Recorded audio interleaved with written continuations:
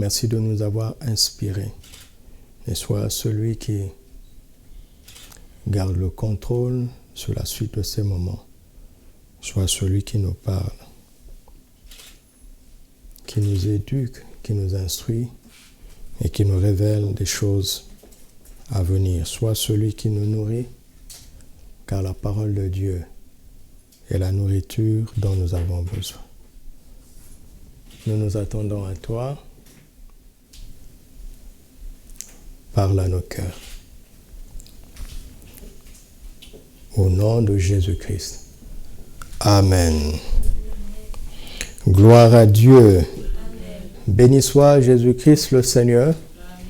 Amen. Et recevez nos salutations chaleureuses, tout notre amour et toute notre affection là où vous êtes, au nom de Jésus-Christ. Alléluia. Ce matin, nous allons parler de Christ nous appelle à lui. Christ nous appelle à lui. Pas que Christ nous appelle seulement, mais que Christ nous appelle à lui. Mes entretiens avec le Seigneur m'ont conduit à ces choses. Il m'a beaucoup parlé notre pauvre, voilà, c'est le mot. Nous avons une compréhension très pauvre et très superficielle de l'appel. Alors, toujours dans cette suite de Christ en nous l'espérance de la gloire, nous allons nous arrêter un peu sur cette question de l'appel. Christ nous appelle à lui. Et vous allez voir tout ce que nous allons apprendre durant cette semaine, car c'est la portion de cette semaine. Chaque semaine aura une portion. Nous avons eu la portion du bonheur. Là, nous entrons dans la portion de l'appel qui est extrêmement important pour entrer, expérimenter la gloire de Dieu. Alléluia. Pour cela, nous lisons Matthieu chapitre 14. Nous restons cohérents avec ce que Simon-Pierre a appris en ayant la révélation que Jésus est le Christ, le Fils du Dieu vivant. Revenons un peu sur Matthieu chapitre 14, commençons au verset 20.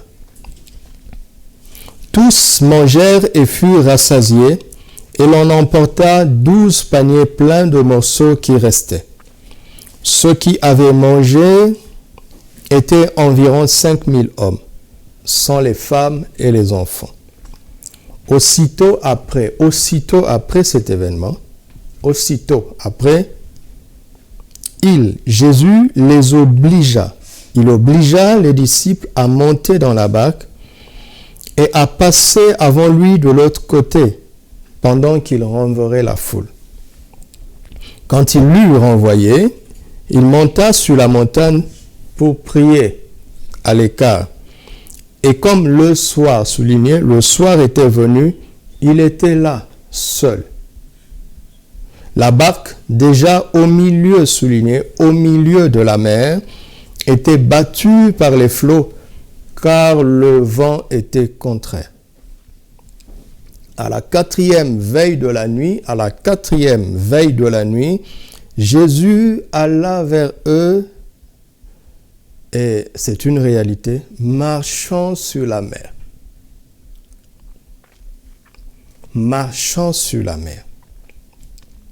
Quand les disciples le virent marcher sur la mer, ils furent troublés et dirent « C'est un fantôme !» Et dans leur frayeur, ils poussèrent des cris. Jésus leur dit aussitôt « Rassurez-vous, c'est moi, n'ayez pas peur. » Pierre lui répondit « Seigneur, si c'est toi, ordonne que j'aille vers toi sur les eaux. » Soulignez qu'on dit Pierre, n'est-ce pas? Alors que son nom va être changé plus tard. N'oubliez pas que l'évangile a été écrit a posteriori. Et il y a des moments où on dit Simon, il y a des moments où on dit Pierre, et ce n'est pas anodin. Plus tard, nous verrons cela. Pierre lui répondit, « Seigneur, si c'est toi, ordonne que j'aille vers toi sur les eaux. » Car Simon ne peut pas faire cette prière. Vous m'entendez? Ça, c'est le genre de prière que seul Pierre peut faire.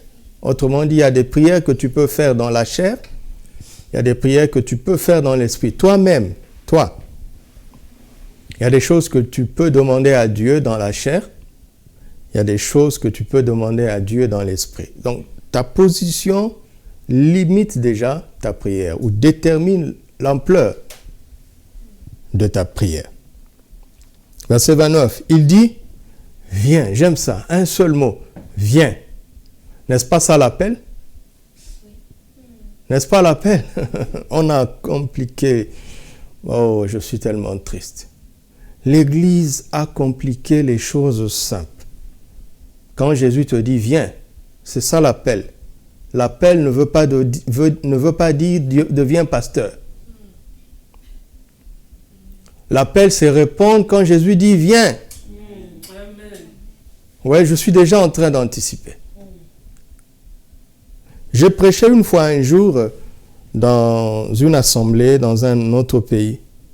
Et à la fin, un frère qui m'a semblé être quelqu'un, tu voyais en lui qui vraiment, il aimait sincèrement le Seigneur.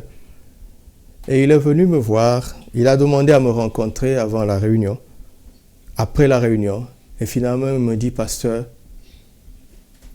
je veux que tu pries pour moi parce que j'ai reçu l'appel. C'est la première. Ma bouche lui a dit, depuis tout ce temps, tu n'étais pas appelé. C'est ma bouche qui a parlé comme ça. Après, je me suis ressaisi parce que lui et moi, nous comprenions de quoi il faisait allusion. Mais ma réponse m'a troublé et a ouvert mon esprit sur les choses que j'ai apprises. Et certaines, je vais vous en parler maintenant, cette semaine. Jésus dit, viens. N'est-ce pas ça appelé? Vous savez, nous confondons l'appel quand Jésus dit va. N'est-ce pas? Ça, c'est l'envoi. Tu m'entends? Va, c'est l'envoi. C'est un envoi. Viens, c'est un appel. Ou bien je me trompe. Ou bien je ne connais pas le français. Et d'ailleurs, c'est dans toutes les langues. Ce n'est pas une question de français. Va, c'est l'envoi. C'est la mission. Viens, c'est l'appel. Et nous confondons l'appel et l'envoi.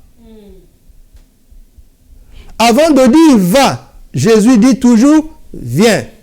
Si tu ne viens pas, tu n'iras pas. Ou bien tu iras pour toi-même. C'est pour ça qu'il y a beaucoup de problèmes dans l'Église. Les gens sont partis sans être venus. Est-ce que c'est difficile ça? Ne nous détournons pas de la simplicité à l'égard de Christ. C'est là où tous les problèmes commencent. Viens. Pierre sortit de la barque et marcha sur les eaux. Il a vécu ça avant de prêcher à la Pentecôte.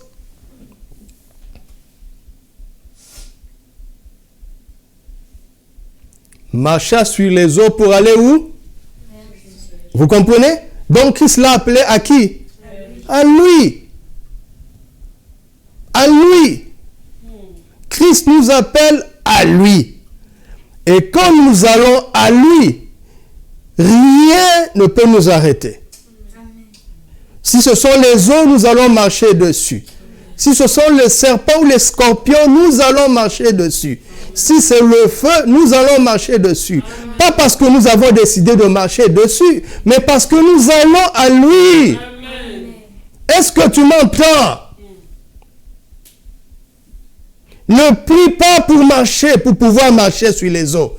Prie pour pouvoir être libéré de tout ce qui t'empêche à aller à lui. Et en allant à lui, ta marche va être surnaturelle. Elle va être étonnante. Elle va étonner et toi-même et tes collègues, et ta famille, et tes voisins, et ta génération. Mais ce n'est pas ce qui importe pour toi. Ce qui importe pour chacun d'entre nous, c'est d'aller à lui. Vous m'entendez? D'aller à lui.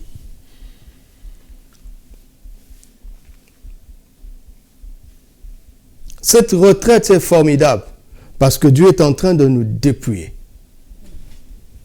Il est en train de nous dépouiller de nos faux appuis. Il est en train de nous dépouiller de toutes les philosophies que nous avons mêlées à l'évangile.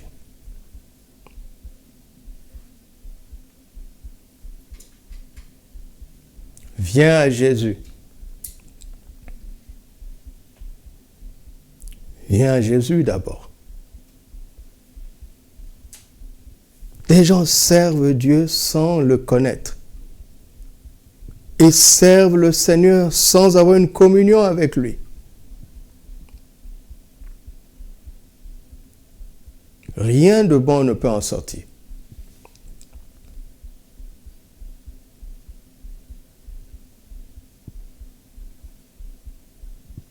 Verset 30. Mais voyant que le vent était fort, il eut peur. Et comme il commençait à enfoncer ça, il faut qu'on m'explique ça scientifiquement. Commencer à enfoncer, ce que ça veut dire. Commencer à enfoncer? Ou bien on s'enfonce?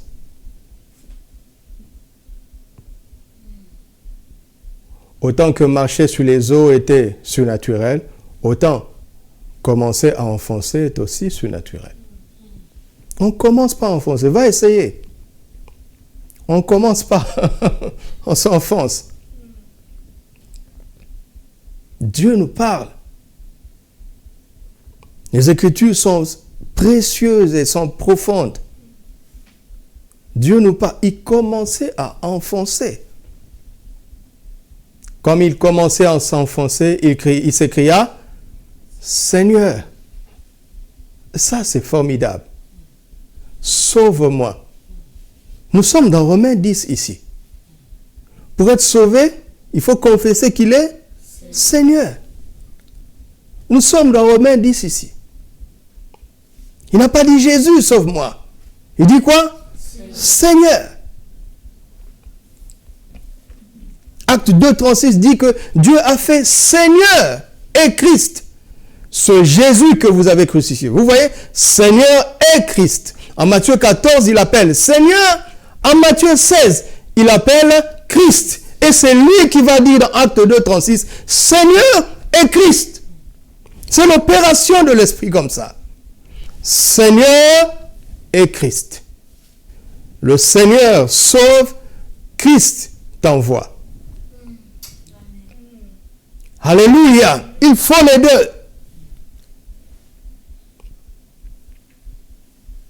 Seigneur, sauve-moi. Aussitôt, Jésus, ce Seigneur-là, c'est Jésus. Jésus étendit la main, le saisit et lui dit, « Homme de peu de foi, pourquoi as-tu douté ?»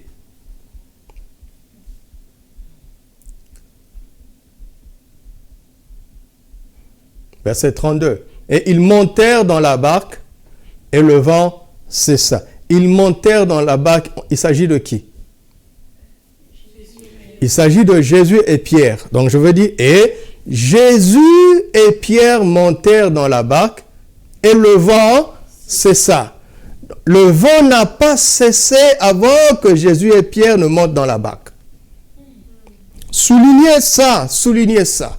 Verset 33. Ceux qui étaient dans la barque vinrent se prosterner devant Jésus et Pierre, devant Jésus seul. Et il dit, vous, non, tu es véritablement le Fils de Dieu. La louange et l'adoration reviennent à Jésus seul. Soulignez que dans cette affaire, Jésus et Pierre ont marché sur l'eau. Jésus et Pierre étaient en dehors de la barque. Jésus et Pierre sont entrés dans la barque, mais l'adoration est revenue à Jésus seul. Soulignez ça.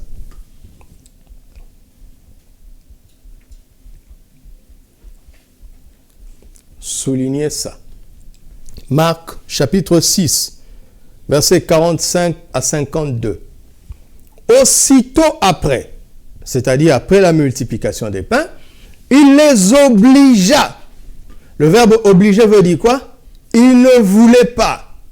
Et nous comprendrons à la fin pourquoi il ne voulait pas.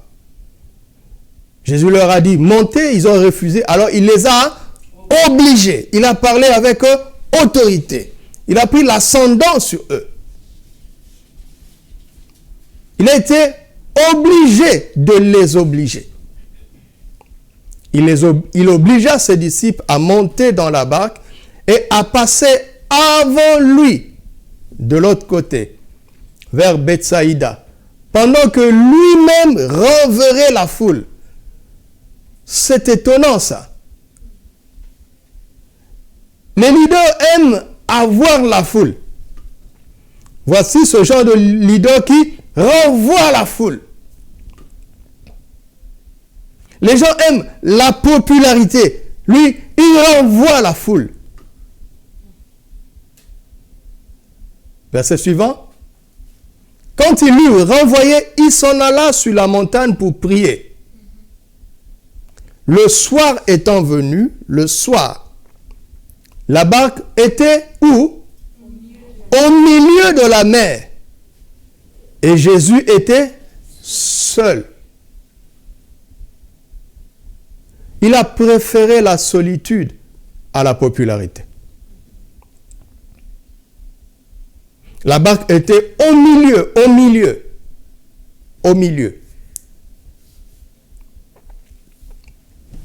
Verset 48. Il vit qu'ils avaient beaucoup de peine à ramer. Jésus voit de là où il est. Et vous allez comprendre que ça, c'est la vision, ce n'est pas la vue.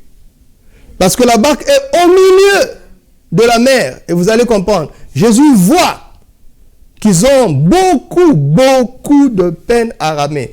Car le vent leur était contraire. À la 4e veille de la nuit, on va laisser ça comme ça.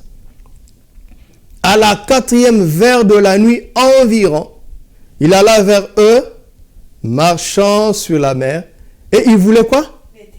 Les dépasser. Le vent contraire n'avait pas d'effet sur lui. Quand il le vit marcher sur la mer, il crut que c'était un fantôme, et ils poussèrent des cris. Car ils le voyaient tous, et ils étaient troublés. Aussitôt Jésus leur parla et leur dit, rassurez-vous, c'est moi, n'ayez pas peur. Puis il monta vers eux dans la barque, et le vent cessa.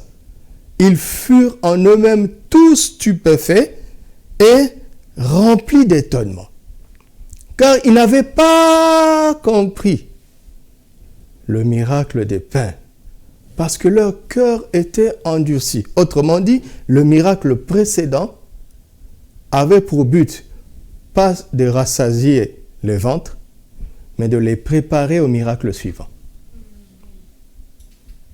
Vous m'entendez? Oui, quand je me dis, je m'arrête là, je dis, mais où est le rapport? Où est le rapport? Parfois, notre cerveau nous précède. Alors qu'il suffit de lire, ils n'avaient pas compris le miracle de pain. Mais où est le rapport? Mais là, il suffisait de poursuivre la lecture. Parce que leur cœur était endurci. Le miracle précédent devait attendrir leur cœur. Mais le but divin n'a pas été atteint. Ni pour la foule, ni pour les disciples. Alors il les renvoie tous. Parce qu'il a fait quelque chose, mais les gens n'ont pas saisi le but de ce qu'il avait fait. Jean chapitre 6, versets 14 à 21. Ces gens ayant vu le miracle que Jésus avait fait, disaient, celui-ci est vraiment le prophète qui doit venir dans le monde. Et Jésus, sachant qu'ils allaient venir l'enlever pour faire roi. Vous voyez ça? Ils allaient le faire roi par la force. Ils allaient venir l'enlever pour le faire roi, se retira de nouveau sur la montagne, lui seul. Vous comprenez pourquoi il les a renvoyés? Et vous comprenez pourquoi il a obligé les disciples? Parce que les disciples ne voulaient pas. Les disciples étaient d'accord avec la foule.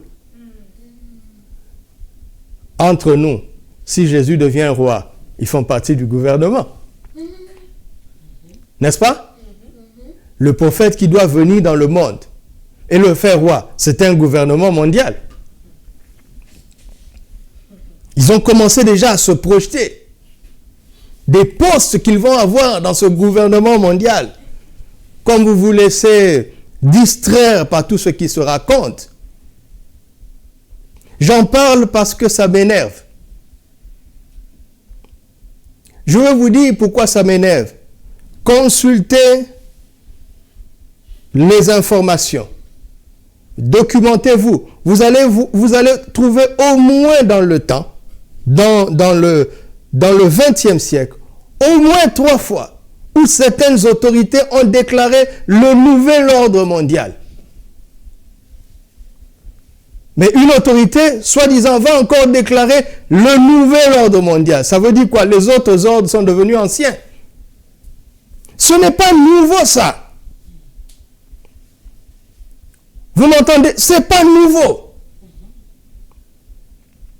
Le nouvel ordre mondial, s'il est déclaré, ne sera pas nouveau du tout.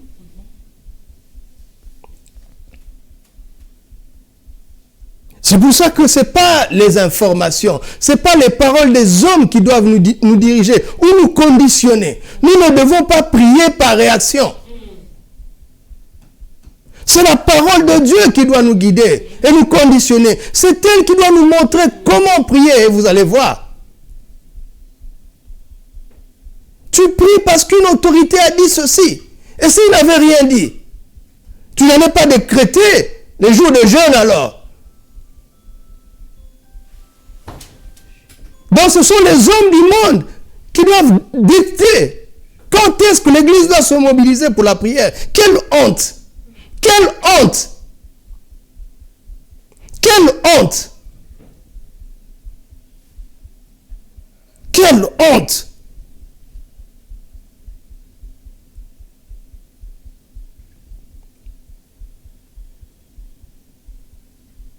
Et Jésus, sachant qu'ils allaient venir l'enlever pour le faire roi, se retira de nouveau sur la montagne, lui seul. N'aie pas peur d'être seul. N'aie pas peur d'être minoritaire. N'aie pas peur. N'ayons pas peur. Ne cherchons pas la popularité. C'est Jésus que nous suivons. Vous savez, il y a des choses qui attirent les foules. Jésus a renvoyé la foule. Il y a même des prises de position qui éloignent les disciples. Jésus a renvoyé les disciples. Parce qu'aucune compagnie ne vaut la peine si Dieu lui-même n'est pas là. Si le Saint-Esprit n'est pas là. Si la parole de Dieu n'est pas là. Aucune compagnie ne vaut la peine. Heureux l'homme qui ne marche pas en compagnie d'eux. Pourquoi? Pour méditer la parole de Dieu jour et nuit. Aucune compagnie ne vaut la peine. Si le Saint-Esprit n'est pas au centre, si la parole de Dieu n'est pas au centre, aucune compagnie ne vaut la peine. Il vaut mieux être seul avec le Saint-Esprit et la parole de Dieu que d'être entouré des gens qui ont des projets qui n'ont rien à voir avec le plan de Dieu. Faire de Jésus un roi, faire de Jésus un roi politique, mais quelle aberration! Il est le roi des rois, le Seigneur des seigneurs. Et il n'est pas roi par les hommes, il est roi par décret divin, un décret souverain. Quelle aberration!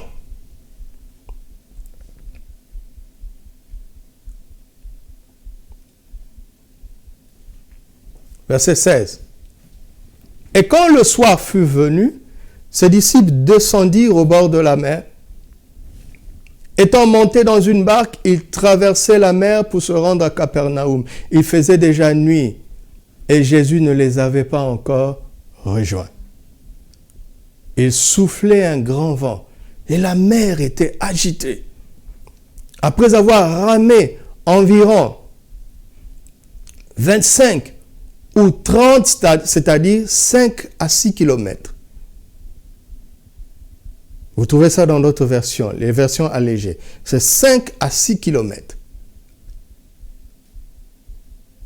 Après avoir ramé 25 ou 30 stades, ils virent Jésus marcha sur la mer et s'approchant de la barque. Et ils eurent peur. Mais Jésus leur dit, c'est moi, n'ayez pas peur. Vous comprenez qu'ils étaient à 6 kilomètres? Quand on dit que Jésus les vit, est-ce que tu peux voir jusqu'à 6 kilomètres? Dis-moi un peu.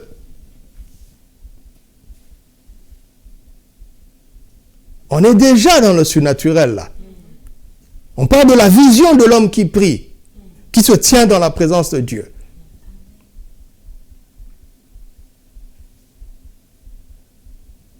Ça va faire 2 mois qu'on ne s'est pas rencontrés, mais je veille sur vous, sur la montagne de la prière. Je veille par la prière.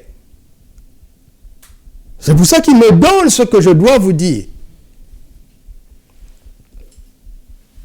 Mais Jésus leur dit, c'est moi, n'ayez pas peur. Il voulait donc le prendre dans la barque, et aussitôt, la barque aborda au lieu où ils allaient. Alléluia. Formidable. Vous voyez déjà ce qui arrive simplement quand on lit attentivement, avec le cœur ouvert.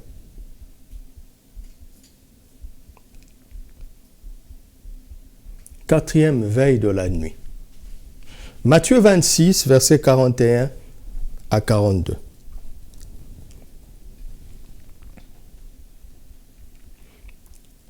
Le Seigneur dit quoi? Il dit prier? Non. Il dit veiller et prier. Jésus était à l'écart seul pour prier et il savait compter les veilles. Jusqu'à la 4e veille, il les a rejoints.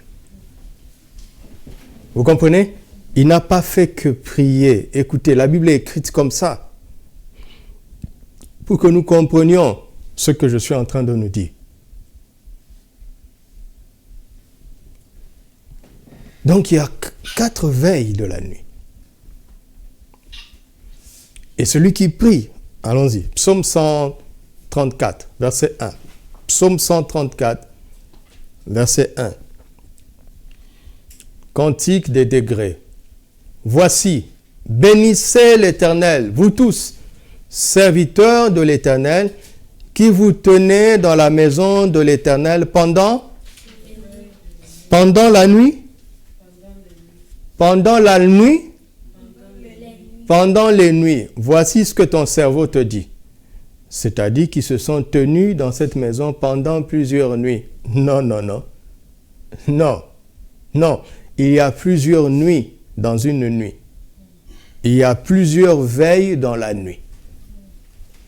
C'est pour ça que, vous connaissez ce cantique? Bénissez le Seigneur, vous tous serviteurs du Seigneur, qui vous tenez dans la maison de Dieu durant les heures de la nuit. Vous avez vu là?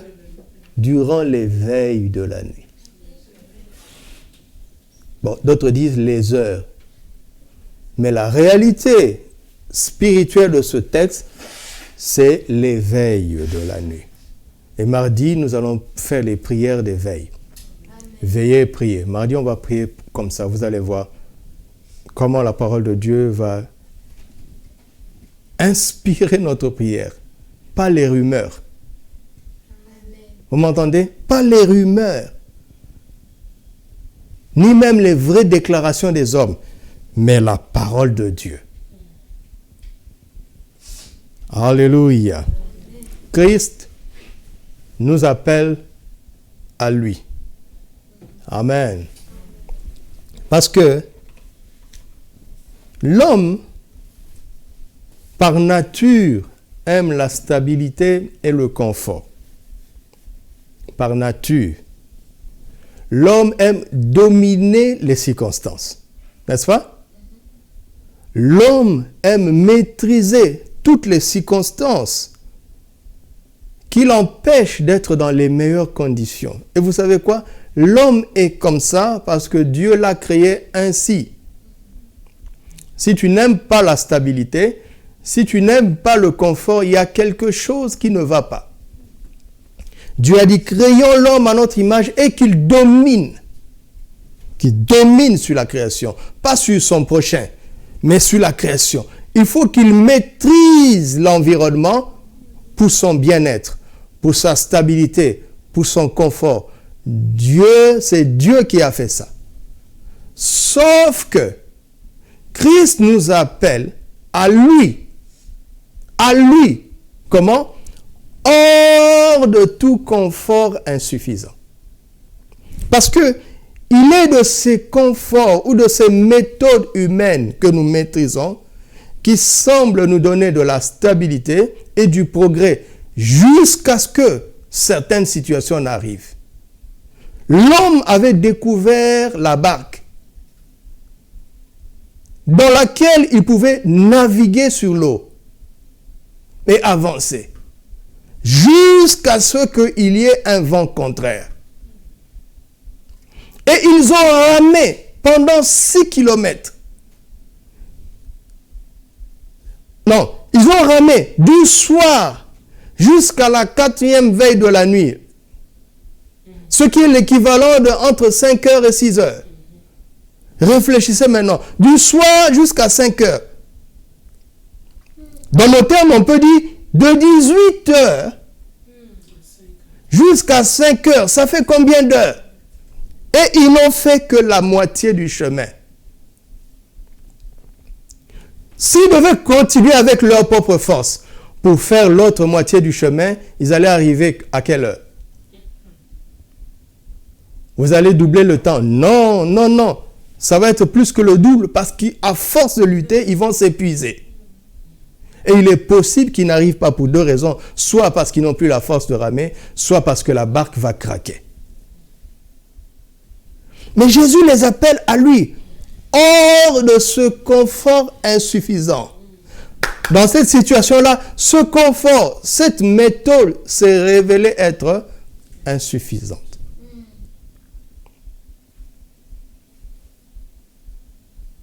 Pourquoi? Parce qu'avant de dire à l'homme qu'il domine, il a dit créons-le à notre image. Autrement dit, l'homme arrive à dominer parce qu'il est à l'image de Dieu, parce que Dieu lui-même n'est pas assujetti à sa création. Et quand tu es à son image, tu n'es pas assujetti aux circonstances. Tu n'es pas assujetti à la pandémie. Tu n'es pas assujetti aux conséquences de la pandémie. Est-ce que tu m'entends? Christ t'appelle hors de ce confort qui s'avère être insuffisant maintenant. Parce qu'il y a un vent contraire, il y a une circonstance difficile, mais qui n'a pas d'effet sur Jésus. Alors il dit, venez à moi. Vous allez dominer ça, comme moi je domine sur ça. Venez à moi. Et c'est là où je me tiens à mon poste, parce que je vois ce que le diable essaie de faire. Il essaie de détourner l'attention de l'Église du Seigneur. Il sait très bien ce qu'il est en train de faire. Et je vous en supplie de m'écouter. Parce que si nous nous détournons du Seigneur, nous allons sombrer. Même en priant, nous allons sombrer. Parce que pour marcher sur les eaux, les tempêtes de cette pandémie, il faut regarder à Jésus. Il faut continuer à avancer vers lui.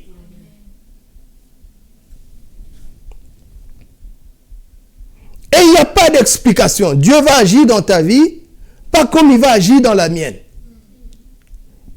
Ne cherche pas à copier l'expérience, le témoignage de quelqu'un d'autre. Nous avons une seule chose en commun, c'est de garder nos yeux sur Jésus, l'auteur et le consommateur de notre foi. Alléluia.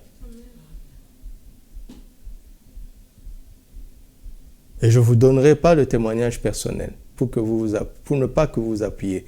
Mais Dieu, maman et moi, Dieu nous visite même dans ce temps. Et on ferme la parenthèse. Parce que tous les jours, je refuse de détourner mes regards de lui. Je refuse, et dites avec moi, je refuse. Refuse ça. Je vous en supplie.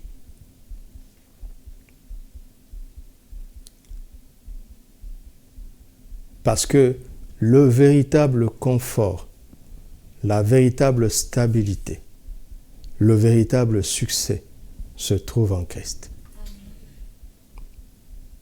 Alléluia. Revenons à Jésus. C'est un peu curieux de dire ça aux chrétiens. Mais c'est aux chrétiens d'abord. C'est à eux d'abord qu'on doit dire ça. Vous savez, c'est aux païens qu'on dit « venez à Jésus ». Aux chrétiens, on doit leur dire « revenez ». Parce qu'ils étaient venus à lui et il avait quitté. Vous m'entendez? Revenons à Jésus, s'il vous plaît. Il n'y a pas de victoire en dehors de lui. Nous avons fabriqué de fausses barques qui ont marché quand tout allait bien. Je parle de l'Église. Vous savez, dans cette barque-là, il n'y avait pas n'importe qui. Il y avait 12 apôtres.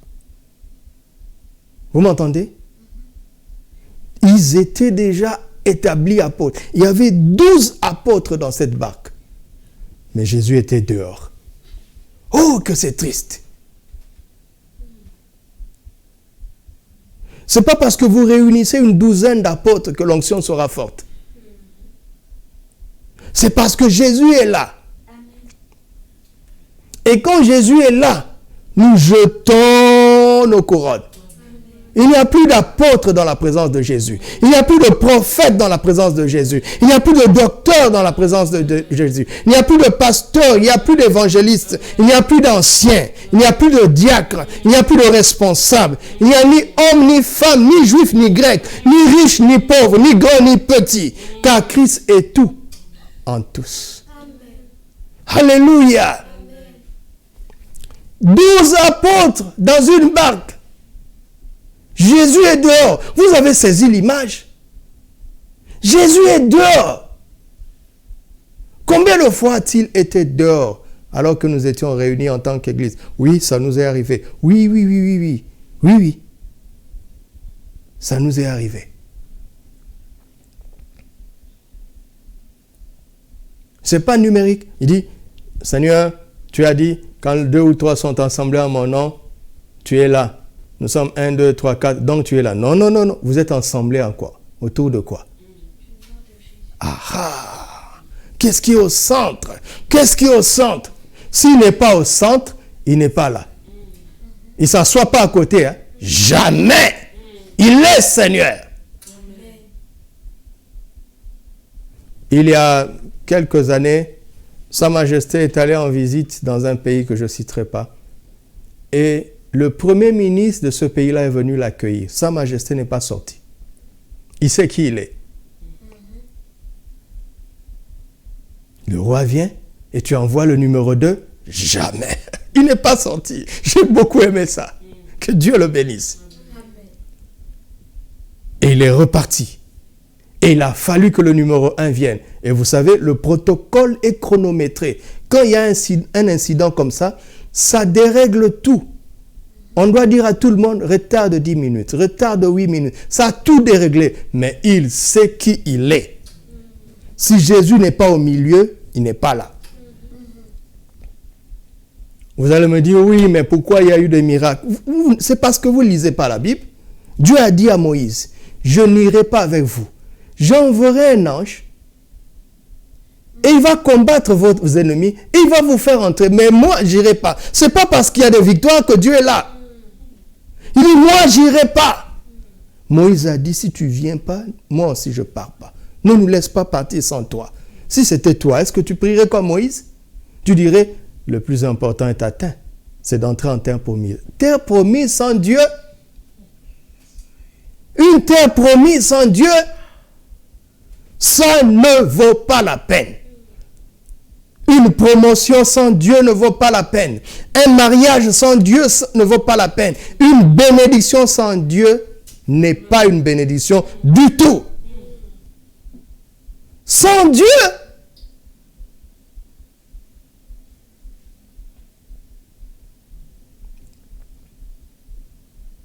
Jésus est dehors. Et les apôtres ont leur barque. Ils savent comment aller à l'autre bord. Ils savent.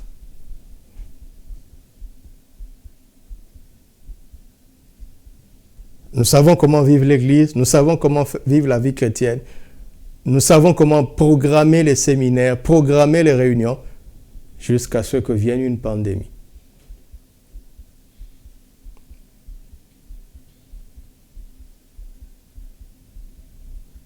Et vous savez quoi? Jésus est ici. Et il vient dans ta maison à travers sa parole. Et c'est le plus important. Alléluia. Alors, je vais vous parler de ce que j'appelle, ce sont mes termes à moi, je les ai inventés, la raison d'un récit multiple. Il y a des récits qui sont multiples, n'est-ce pas? C'est-à-dire, il y a des récits qui se répètent. Par exemple, quand vous lisez 1 Samuel, il y a l'histoire de David dedans, et vous retrouvez des portions dans 1 Roi et dans les Chroniques. Dieu aime répéter les choses. Alléluia. Parce qu'il est un grand pédagogue. Dieu aime répéter les récits. Il aime raconter. Ne vous lassez pas des mêmes choses. Dieu aime répéter. Comme un peintre, il passe une première couche. Les mêmes gestes. Il fait une pause. Et il revient. La même peinture, les mêmes gestes, mais il sait que c'est une deuxième couche. Et il se repose et il revient.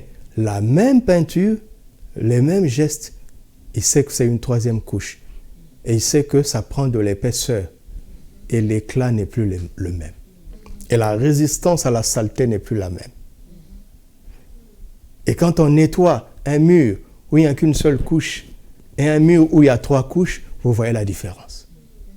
Ne vous lassez pas de la parole de Dieu. Ne nous lassons pas des mêmes choses. Parce que c'est une énième couche que le Seigneur est en train de mettre. Alléluia. Alors, mais ce récit multiple est étonnant parce que il est raconté par Matthieu, Marc et Jean. Ce qui d'habitude n'est pas le cas. Matthieu, Marc et Luc vont toujours ensemble. C'est Jean qui est un peu en marge.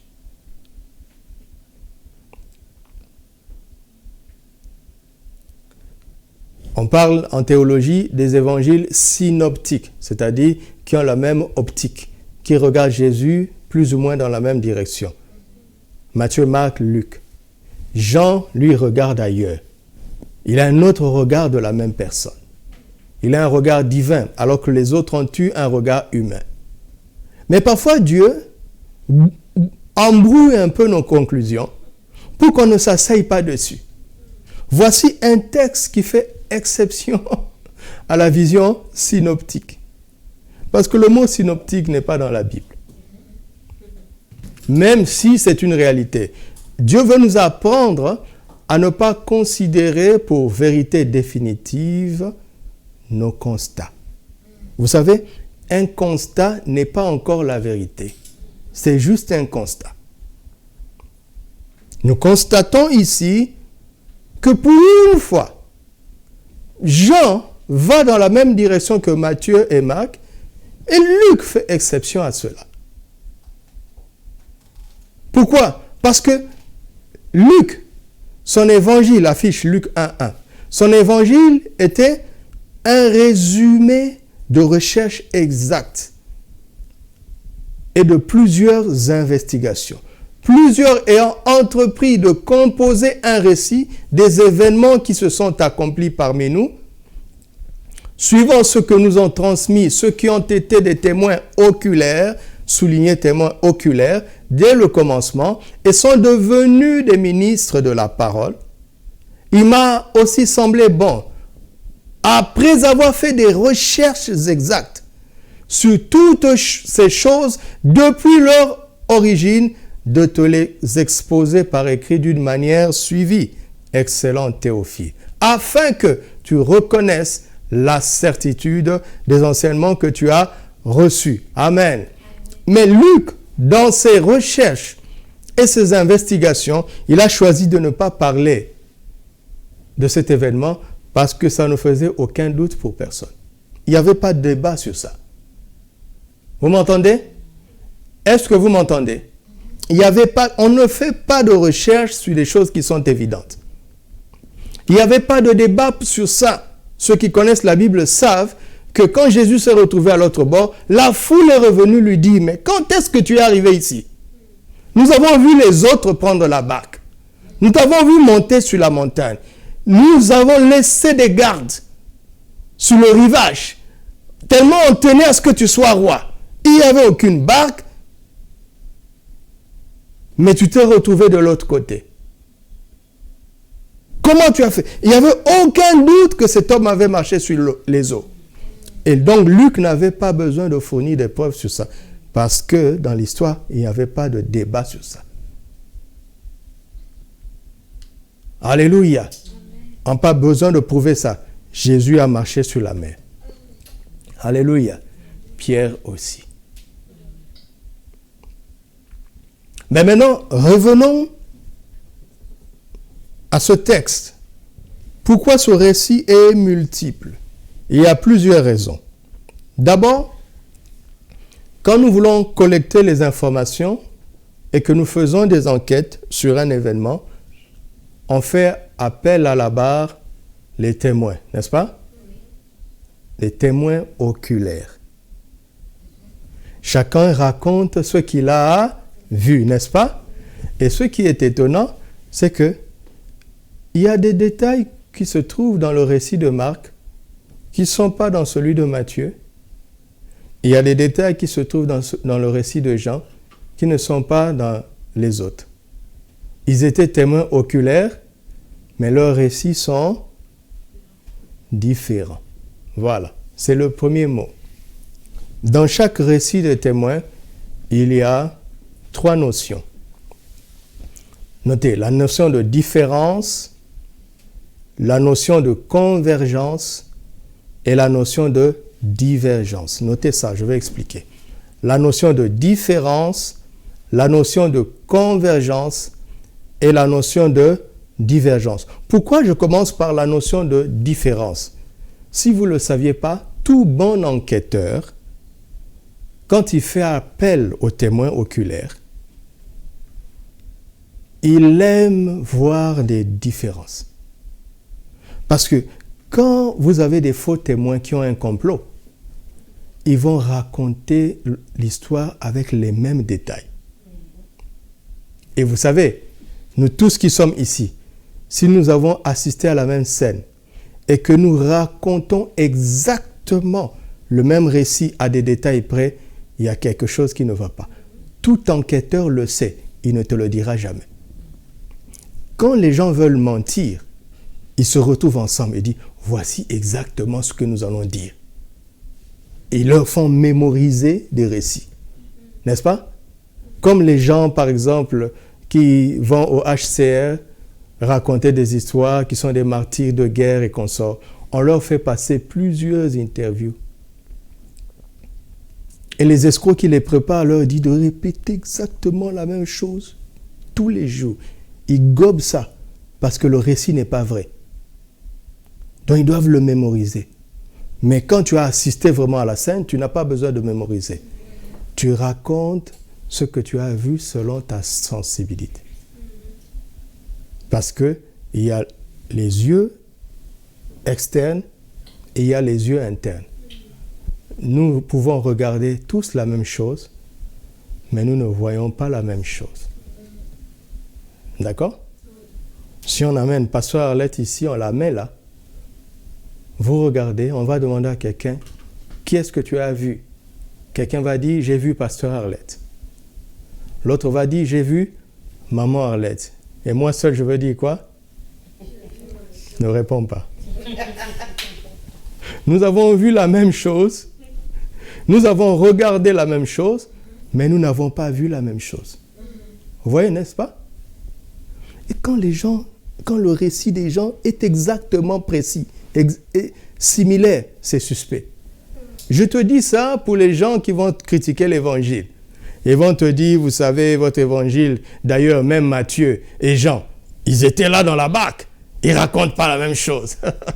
Ris, cette personne est ignorante. Un vrai intellectuel, cela ne lui pose pas de problème. Au contraire, cela lui dit, ça semble sérieux. Parce que si les apôtres s'étaient entendus pour inventer un mythe, le récit serait exactement le même. Est-ce que vous me suivez? Mais parce qu'ils ne se sont pas entendus pour inventer un mythe, leurs récits sont différents. Et ça, c'est très bien. Vous me suivez? Tout enquêteur est content quand il voit des récits différents.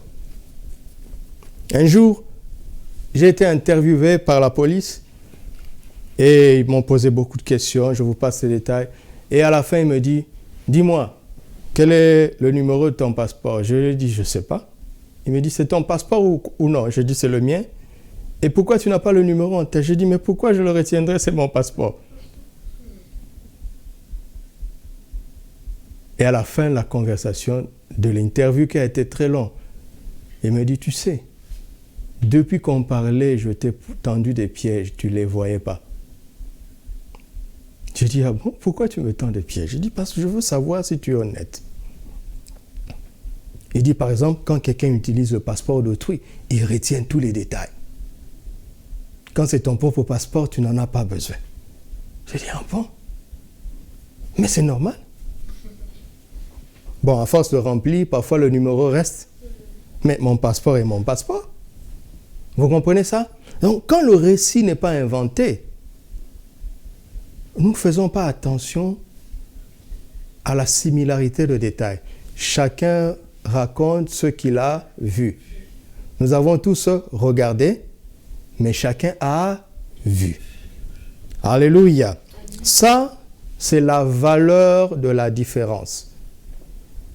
Toutes les personnes instruites savent que ça, c'est un bon signe. Ça prouve que ce récit, pas qu'il est d'abord vrai, hein, mais il remplit le premier critère pour être vrai. Amen. C'est comme ça que ça marche dans la vie. Et ça va t'aider dans le témoignage, d'accord? Quand tu as affaire aux gens qui critiquent ça, la parole de Dieu, sois maintenant à l'aise. Tu as une arme. Je t'ai donné une arme. Alléluia. C'est comme ça que ça marche. Le deuxième point, c'est la convergence. Après qu'on ait vu les différences, l'enquêteur s'attarde maintenant sur les convergences. Si nous avons regardé à la même chose, même si nous avons vu des choses différentes, il faut qu'il y ait des points convergents. Alléluia.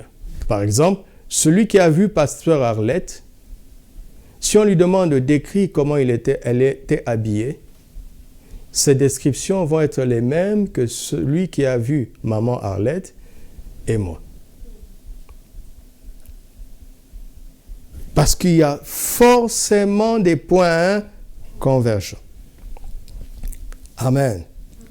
Le premier point convergent le plus fort, c'est que dans Matthieu, dans Marc et dans Jean, ce récit vient après la multiplication des pains. Je dis ça pour ceux qui disent, c'était peut-être que Jésus a marché sur l'eau 2 fois ou 3 fois. Donc chacun a raconté une des fois où c'est arrivé. Le fait que ça vienne immédiatement après la multiplication des pains montre qu'on parle de la même scène. Amen. Et ça, ce sont les points de convergence. Et les points de convergence sont nombreux. Jésus les a obligés à partir. Il est monté sur la montagne, il est resté seul. Il y avait un vent contraire. Ils avaient du mal à marcher. Jésus les rejoint alors qu'ils étaient au milieu de la mer. Ça, c'est Marc qui le dit. Mais quelle distance? Peut-être que la traversée était courte. Non, Jean ajoute, ils avaient déjà fait environ 6 kilomètres. Donc, ils ont fait autant d'heures à ramer à contre-courant et n'ayant fait que la moitié de la traversée. Ça commence à donner plus de poids à la problématique. On se rend compte que ce n'était pas une petite tempête. Ce n'était pas un petit vent contraire. Parce que passer du soir jusqu'à 5 heures du matin à ramer pour ne faire que la moitié du chemin, ça veut dire que c'était très difficile.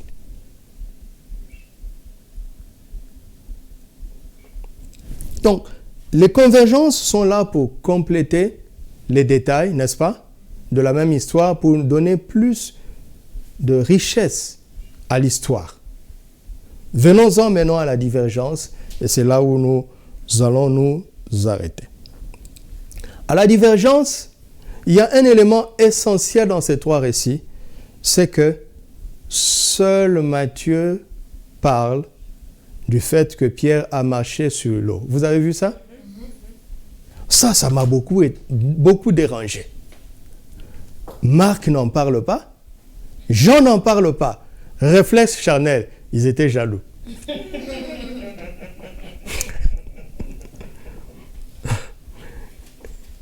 Mais Jean a écrit son évangile beaucoup plus tard. Il avait déjà mûri spirituellement. Il ne pouvait pas être jaloux.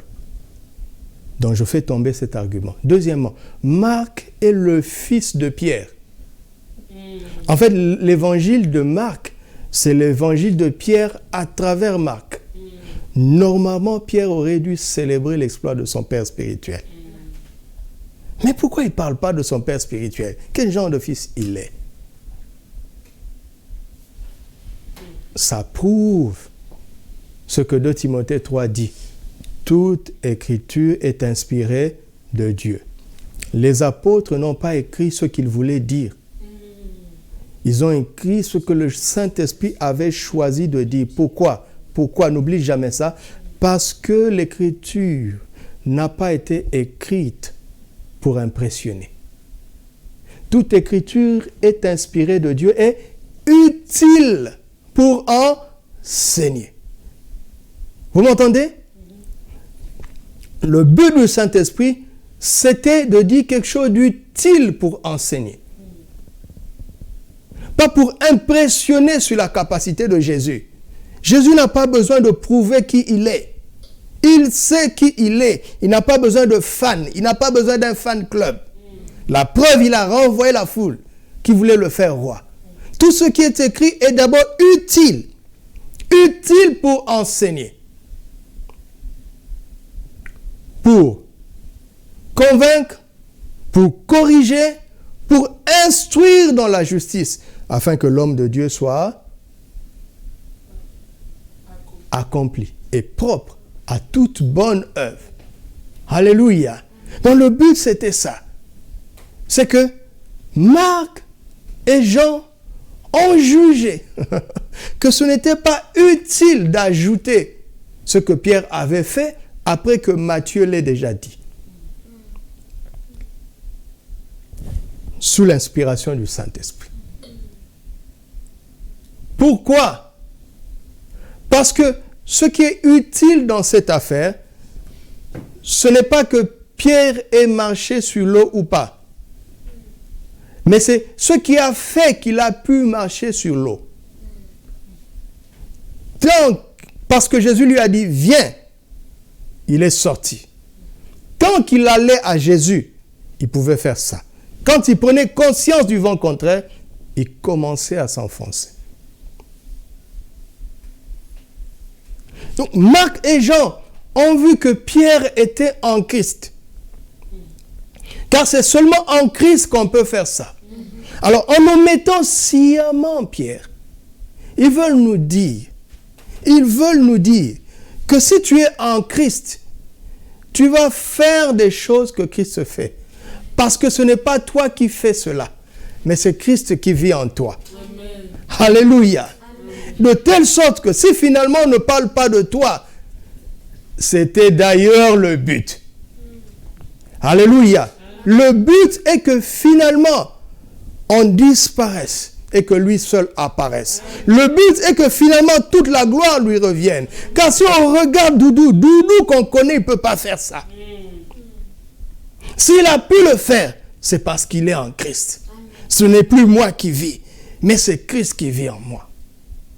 Ma vie présente dans la chair, je la vis dans la foi de celui qui m'a aimé le premier et qui est mort pour moi. Je ne rejette pas la grâce de Dieu. Je suis ce que je suis par la grâce de Dieu. J'accomplis ce que j'accomplis par la grâce de Dieu. Jésus a dit, sans moi, vous ne pouvez rien faire. Sans moi, vous êtes zéro. Et donc, zéro n'a pas besoin de se plaindre quand on ne parle pas de lui. Parce qu'il est zéro. Mais on doit quand même le dire. Ça, c'est Matthieu. Il dit, mais on doit quand même le dire pour que les autres puissent se dire, mais si Pierre l'a fait, nous aussi nous pouvons le faire. Mais à condition que nous saisissions le secret de Pierre.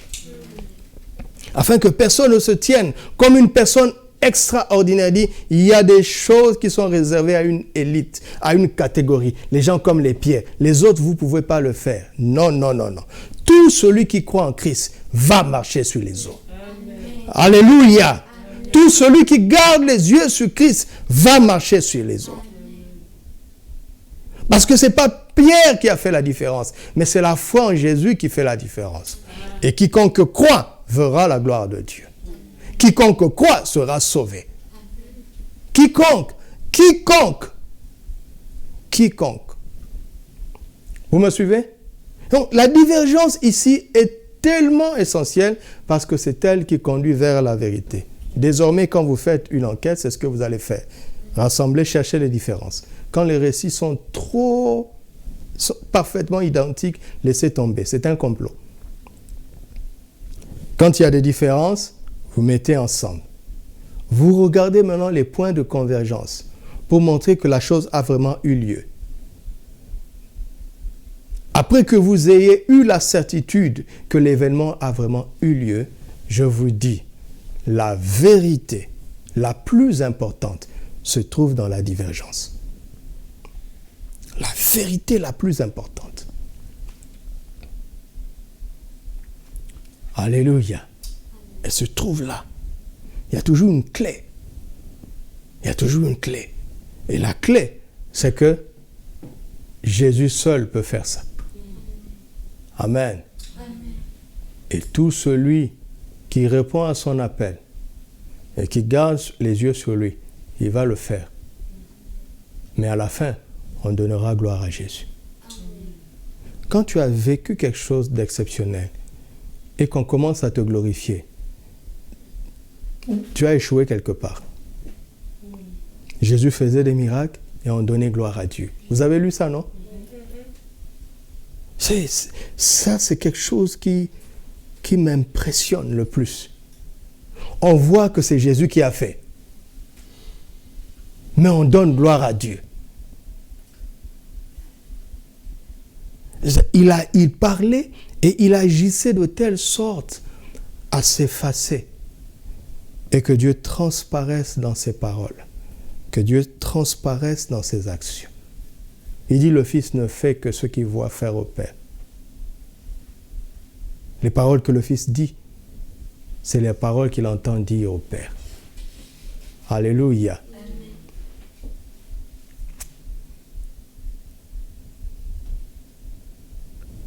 Le Seigneur t'appelle à vivre de telle manière que l'on puisse dire, tu ne peux pas faire ça. Ton Dieu est vraiment vivant. Vous entendez? À chaque fois que les gens voient que tu peux le faire, ça veut dire que tu n'es pas allé au bout. Tu n'es pas allé au bout. Parce qu'on voit quelque part que tu pouvais. Non, non, Jésus est Seigneur tout seul. Alléluia. Lui seul. Lui seul. Amen. Alors, je vais terminer en nous montrant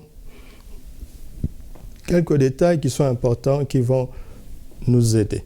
D'abord, c'est que nous voyons que l'on dit que Jésus les a rejoints à la 4e veille de la nuit, n'est-ce pas?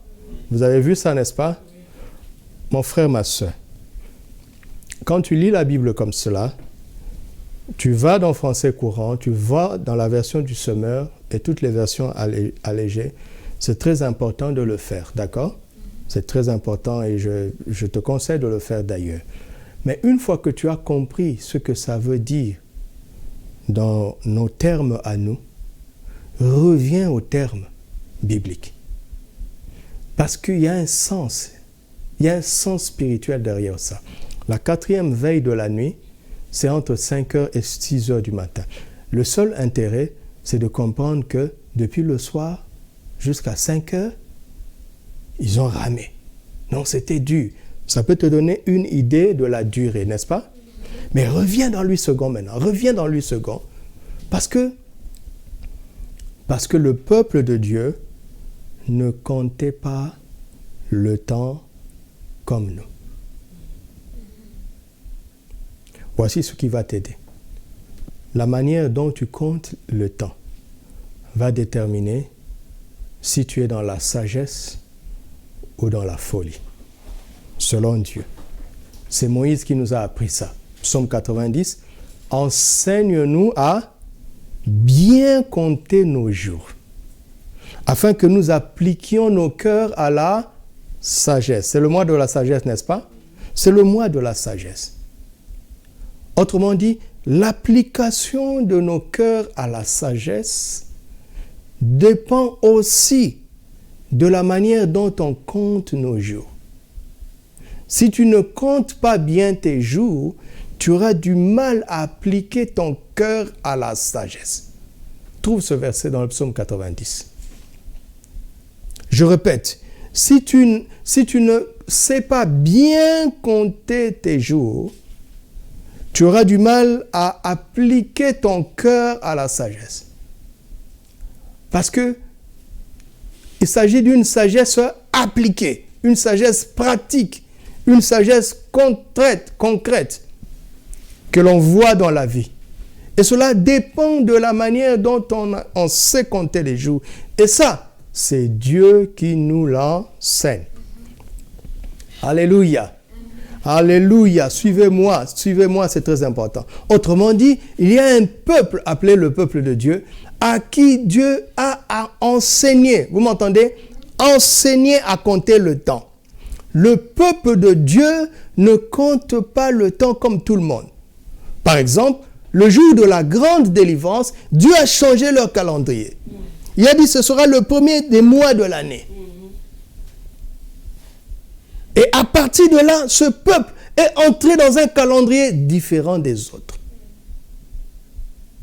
Le temps est un élément clé pour la sagesse appliquée. Enseigne-nous, Seigneur, à bien compter nos jours. Et dans ce texte, le Saint-Esprit va nous enseigner à compter le temps. Par exemple,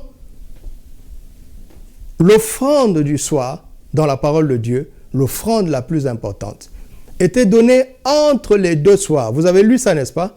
Vous ne trouvez pas ça dans les versions allégées. Quand vous lisez Luc second, on dit entre les deux soirs. Et Jésus a été crucifié exactement entre les deux soirs. Deux soirs, depuis que je suis né dans ma culture, ça n'existe pas. Deux soirs, il y a un soir, il y a un matin. Il y a la nuit, il y a le jour. Il dit, ça c'est quand le temps a commencé à se manifester. Mais quand Dieu a enseigné son peuple, il leur a appris qu'il y a deux soirs. Et pour le juif, il y a 2 soirs. C'est-à-dire, le premier soir commence quand le soleil est à son sommet, à son zénith, et le deuxième soir quand le soleil se couche réellement. Autrement dit, le peuple de Dieu, Dieu a appris à son peuple que quand le soleil arrive à un point où, tel qu'il ne peut pas briller davantage, le soir a commencé. Mais les gens ne le savent pas. La déclinaison a commencé. Et le peuple de Dieu prend des dispositions. Les gens vivent encore avec cette lumière qui commence à diminuer petit à petit. Les gens disent que c'est encore le jour, n'est-ce pas? Pour nous, à 16 heures, il fait encore jour. Non, celui qui est avisé sait que le soir a déjà commencé. Sauf que le soir n'est pas encore perceptible, mais il a commencé. Donc celui qui sait que le déclin a commencé change d'attitude. Et quand le soleil se couche vraiment, les gens veulent réagir. Certains avaient 6 heures d'avance. Vous m'entendez? 6 heures d'avance. Le peuple de Dieu avait 6 heures d'avance sur les autres nations. Quand toutes les nations disaient « Il est midi, il est midi, il est midi », le peuple de Dieu disait « Le soir a commencé. Préparez-vous. » Alléluia. Quand le monde est en train de dire « Oui, c'est le temps moderne, on progresse », nous savons que Jésus est à la porte. N'est-ce pas? Vous savez ce qui va arriver? Les traitements vont être trouvés. Et ceux qui vont trouver vont devenir encore plus orgueilleux. Mais nous, quand nous regardons la pandémie, nous lisons avec les Écritures, nous voyons le signe de la fin. La fin a commencé. Eux, ils vont se frapper la poitrine. Vous avez remarqué? Quand un traitement est trouvé en Afrique, on n'en parle pas. Mais quand ça commence à être trouvé ailleurs, on en parle. Vous savez quoi? Ils ont raison. Créez aussi vos chaînes d'infos pour parler de vos victoires. Parce que chacun veut être le plus fort. Alléluia. Alors, après les 2 soirs, nous apprenons dans les Écritures que pour le peuple de Dieu, il y avait 4 veilles dans la nuit. Qu'est-ce que vous avez entendu? J'ai dit quoi? Il y avait quoi? 4 veilles dans la nuit. J'ai dit quoi? Il y avait quoi? 4 veilles dans la nuit. 4 veilles dans la nuit. Donc, pas 4 sommeils. Mais 4 quoi? Veilles. Quand les gens pensent que la nuit est faite pour dormir, n'est-ce pas? Quand les gens pensent que la nuit est pour le sommeil, eux, ils ont appris que la nuit est pour veiller. Parce que le moment le plus dangereux, c'est la nuit. C'est là où il faut veiller. Alors, comme on doit dormir quand même sur le plan naturel, c'est là où la sagesse, vous comprenez? Quand même on doit dormir. Oh! Ne me dis pas que j'ai dit qu'il ne faut plus dormir. Comment tu vas faire au boulot? Alors, il y a un défi là. Dieu dit prier sans cesse. Il faut toujours prier et sans se relâcher. Mais comment je fais? Comment je fais? Et quand je dors alors? Et quand je suis au travail? Et quand je mange? Il dit, mais je suis en train de t'enseigner à bien compter le temps pour que tu appliques ton cœur à la sagesse. Alors, qu'est-ce qu'ils ont fait? Ils ont divisé la nuit en 4 veilles pour veiller par relais. Vous comprenez?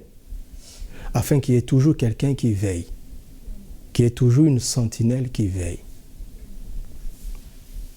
pour qu'on ne baisse pas la garde. Alléluia.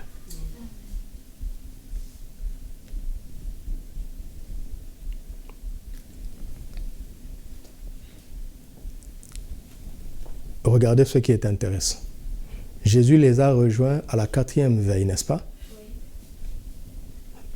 Pendant les 3 premières veilles, eux, ils ont ramé dur à contre-courant. Jésus a fait quoi? Jésus a prié. Résultat, à la dernière veille, Jésus a eu plus de résultats que eux. Vous savez, quand une difficulté est d'origine spirituelle, vous ne pouvez pas la vaincre avec vos compétences. Amen. Écoutez-moi. Les meilleures attaques du diable, il ne vous dira jamais que c'est lui. Il va se cacher pour que vous luttiez selon la chair. C'est pour ça que je vous dis, à chaque fois que le diable sonne la cloche et dit « Voici ce que je veux faire », méfiez-vous. On appelle ça une diversion. Est-ce qu'un voleur peut te dire « Je viendrai voler à 14 heures » ? Sois sage quand même. Il fait ça. Mais Jésus a dit que le diable est le voleur. N'est-ce pas? Il ne vient que pour dérober, égorger et détruire. C'est quel genre de voleur qui te dit à 13h30, je viendrai voler? C'est quel genre de voleur comme ça? Tu vas prendre des précautions?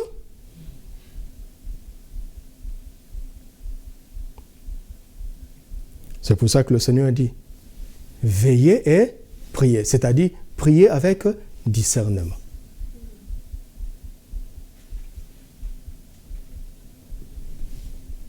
Vous savez, quand tu prends un texte de la parole de Dieu quelque part, si tu veux bien le comprendre, prends toute la Bible. Regarde. On veut faire de Jésus un roi parce qu'il a multiplié le pain. D'accord? Vous me suivez? Suivez-moi. Imaginez que Jésus est là, nous sommes ses disciples.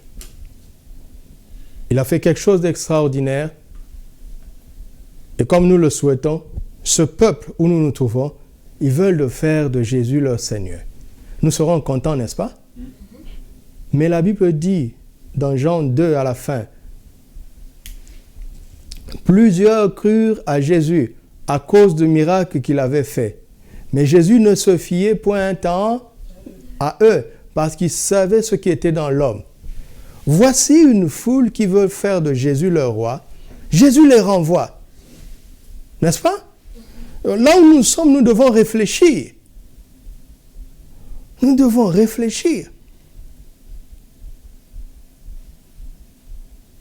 Et Jésus dit, allez de l'autre côté. Il nous dit à nous maintenant, n'est-ce pas? Et je dis, Seigneur, mais tu nous avais appelés pour nous avoir avec toi. Qu'est-ce qui se passe? Qu'est-ce qui s'est passé pour que tu ne veuilles ni de la présence de la foule, ni de la nôtre? Bon, la foule, on a compris. Leur disposition n'était pas bonne. Leur adoration n'est pas bonne. Elle est intéressée. Mais tu nous as appelés pour nous avoir avec toi. Voici, tu nous demandes d'aller sans toi, exactement comme à Moïse. Seigneur, et toi, entre-temps, qu'est-ce que tu vas faire? Je vais renvoyer la foule. Mais Seigneur, ce n'est pas à toi de faire ça. Nous sommes tes serviteurs. C'est nous qui devons faire ça. Et le Seigneur dit, mais vous êtes d'accord avec eux.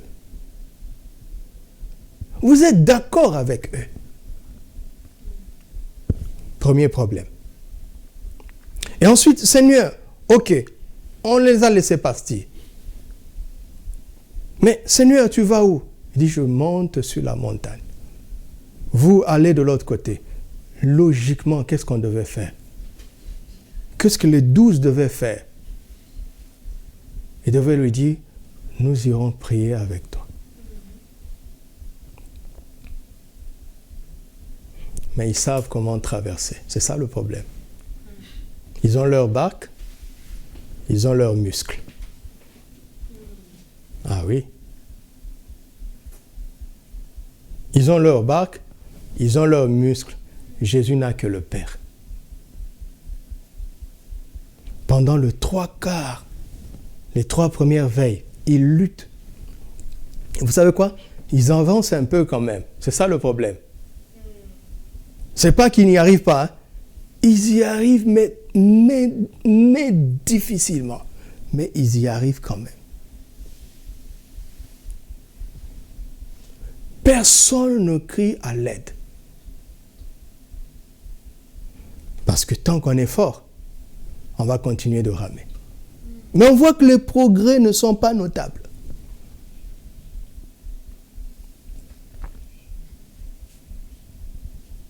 Jésus, lui, est resté dans la présence du Père. Pour avoir vécu certaines choses, ne vous en faites pas, ce n'est pas la dimension de Jésus. Je peux comprendre dans mon cœur ce que ça veut dire. Vous savez, quand Jésus monte sur la montagne, il ne savait pas qu'il allait les rejoindre en marchant sur l'eau. Il sait seulement que pour l'instant, je dois aller dans sa présence. La prochaine étape, c'est lui qui va déterminer. Et le comment se trouve dans sa main. Je lui fais confiance. Et il comprend qu'il peut marcher. Et il vient. Regardez. Jésus a fait facilement, à la dernière veille, ce qu'ils ont fait en 3 veilles. C'est-à-dire, Jésus a fait 3 fois plus et plus facilement ce qu'ils n'ont pas pu faire. Pourquoi? Parce qu'il était dans la présence du Père.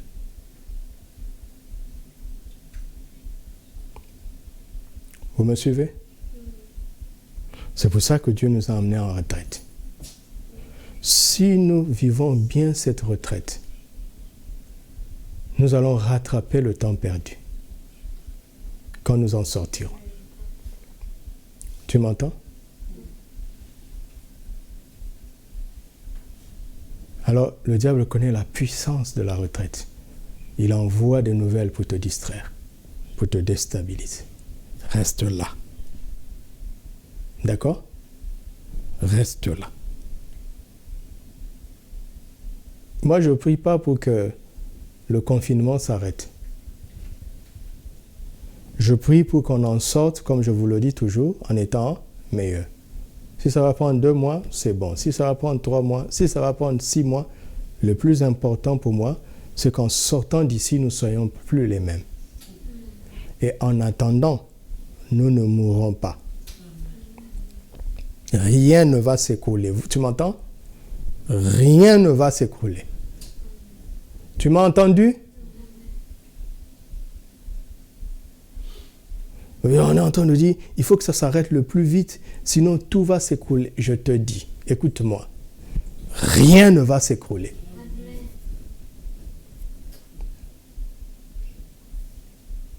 Comment? Je ne sais pas. Mais Dieu en est capable.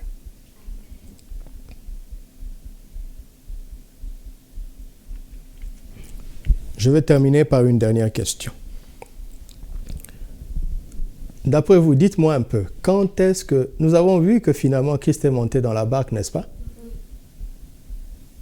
Matthieu nous montre que Christ est monté dans la barque avec Pierre, n'est-ce pas? Marc et Jean, évidemment, parlent de Christ qui monte dans la barque. Ma question est celle-ci. Quand est-ce que Christ est monté dans la barque? C'est Jean qui nous répond. Quand Christ est monté dans la barque, ils étaient déjà arrivés. N'est-ce pas? Trouve ce passage dans Jean 6. Ils étaient déjà arrivés. Et ça, c'est très intéressant. Et on va terminer ici. C'est formidable. C'est formidable. Ils voulaient donc le prendre dans la barque et aussitôt la barque aborda au lieu où ils étaient. Donc, si tu lis selon Jean, tu vas dire que Jésus n'est pas monté. Mais si tu lis Matthieu et Marc, tu vois que Jésus est monté. Quand on rassemble les éléments, on sait que Jésus est monté alors qu'ils sont arrivés, n'est-ce pas? Oui. C'est clair, n'est-ce pas? Jésus est monté quand même, mais quand il est monté, ils étaient déjà arrivés. Pour dire qu'en fait, Jésus aurait pu se passer de cette barque. Il n'en avait pas besoin. Mais la question, c'est quand est-ce que Jésus est monté dans la barque? J'y ai répondu. Mais il y a une meilleure question. À quel moment Jésus les a-t-il rejoints? Jésus les a rejoints quand ils étaient au milieu du chemin. N'est-ce pas? Ça veut dire quoi? Sachant que Jésus et Pierre sont montés à la fin du chemin, ça veut dire que Jésus et Pierre ont marché pendant la moitié du chemin. Jésus et Pierre ont marché pendant environ 6 kilomètres sur l'eau. Pour toi qui croyais qu'ils ont fait 4 pas, ils ont marché pendant 6 kilomètres.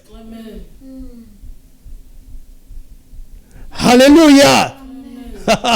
Ils ont marché pendant 6 kilomètres. Ils ont dominé sur le vent contraire et les tempêtes pendant 6 kilomètres. C'est pas 3 pas, hein? Mais cela m'emmène à une autre question. On sait que le vent a cessé quand ils sont arrivés. N'est-ce pas?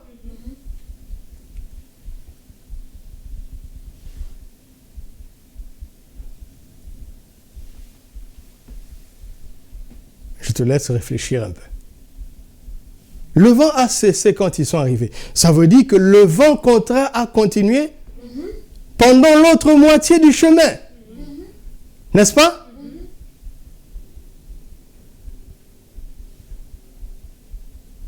Donc Jésus n'a pas calmé le vent. Tu m'entends? Qu'est-ce que cela veut dire? Jésus veut que tu apprennes ceci. Tu n'as pas besoin que le vent contraire s'arrête pour que tu progresses. Oh Seigneur, c'est pas obligé. C'est pas obligé. Ça m'amène encore à me poser une autre question. Je vois mal ces disciples qui ont commencé déjà à crier, c'est un fantôme.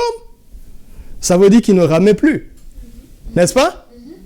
Et quand Jésus a commencé à marcher, ils étaient stupéfaits. Quand Pierre les a rejoints, ils étaient spectateurs. Comment ont-ils fait pour avancer? Je n'ai pas de réponse. Je sais seulement une chose, c'est que quand la présence du Seigneur est là, elle valorise même notre petite capacité. Ce que je veux te dire, c'est ceci. Si tu sais ramer, c'est bien. Mais arrange-toi pour toujours ramer dans sa présence. Amen. Autrement dit, si tu es dans un domaine où tu dois travailler en faisant appel à tes compétences, par exemple au boulot, on ne va pas te dire, tu es chrétien, débloque la situation. Non, on va te dire, tu es ingénieur, débloque la situation. Mais il t'appartient à toi d'être conscient que Jésus est avec toi. Amen. Et si tu travailles comme tout le monde avec la science humaine, dans un temps difficile, ce que tu dois faire, c'est d'être conscient, pas comme tout le monde, que Jésus est avec toi. Parce que si Jésus est avec toi, tu vas avancer avec le peu que tu sais faire. Le problème, c'est quand Jésus n'est pas là. Le peu que tu sais faire devient insuffisant. Mais quand Jésus est là, Christ ne nous a pas appelés à la paresse. Il ne nous a pas appelés à l'inaptitude. Mais il ne nous a pas appelés à être charnels non plus. C'est-à-dire à nous appuyer sur nos propres capacités. Quoi que tu aies à faire, veille à être conscient qu'il est avec toi. Et regarde-lui. Laisse-le te guider. Laisse-le t'inspirer. S'il veut que tu sortes de la barque comme Pierre, tu le feras. S'il te laisse dans la barque, navigue au moins dans sa présence. Et tu vas avancer. Tu as vu ça? Est-ce que tu as vu ça? Nous sommes en train de naviguer à contre-courant. Cette pandémie est difficile. Elle est en train de tout ébranler. Mais me dit, dis à mes enfants que je suis avec eux. Alléluia. Parfois, je fais taire les tempêtes. Parfois, je ne les fais pas taire. Parce que vous n'en avez pas besoin. La portion d'aujourd'hui, c'est d'être conscient qu'il est avec nous. D'aimer sa présence plus que tout. Plus que la popularité. Plus que les renommées de ce monde. Plus que tout ce que la foule désire. Mais de répondre à son appel. Jésus dit, viens. Venez à moi. Alléluia. Venez à moi. Jésus ne nous dit pas, va aujourd'hui. C'est pas pour aujourd'hui. Il dit, viens. Alors rentre en toi-même. Regarde comment tu as commencé à négliger sa présence. Sous prétexte, parfois même, que tu as des choses à faire pour lui. Jésus ne t'a pas dit, va. Il te dit, viens.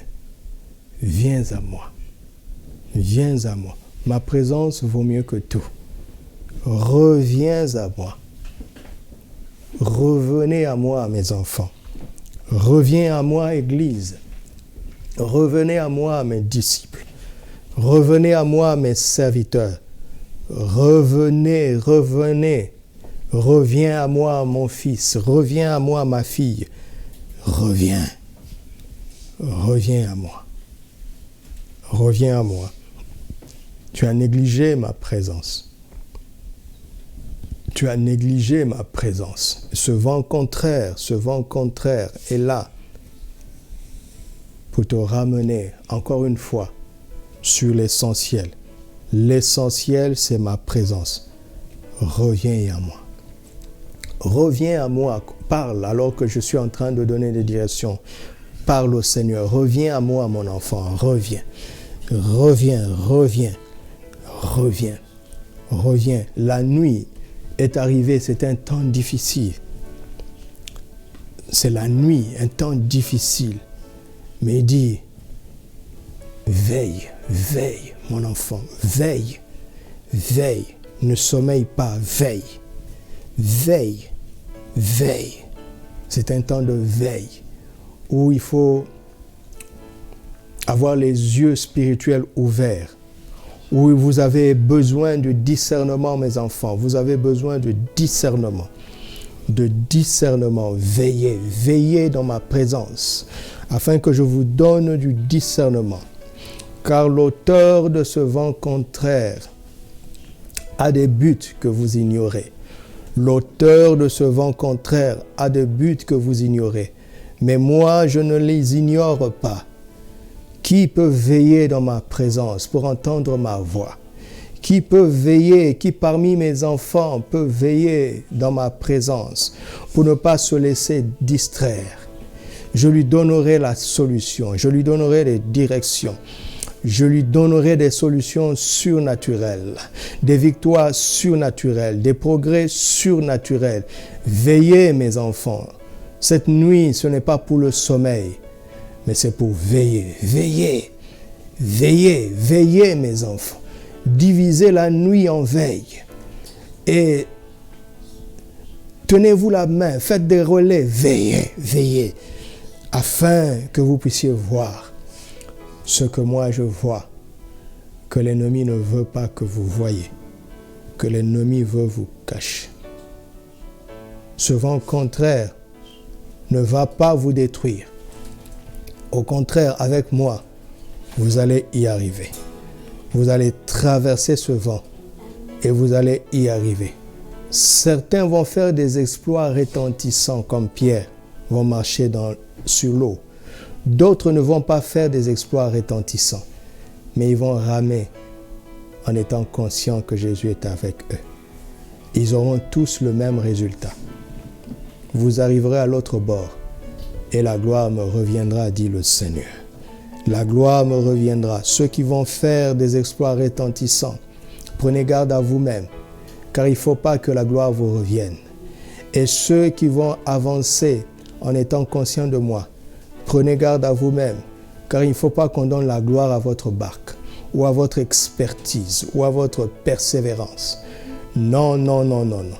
Jésus seul, à Jésus seul revient la gloire, la louange et l'honneur.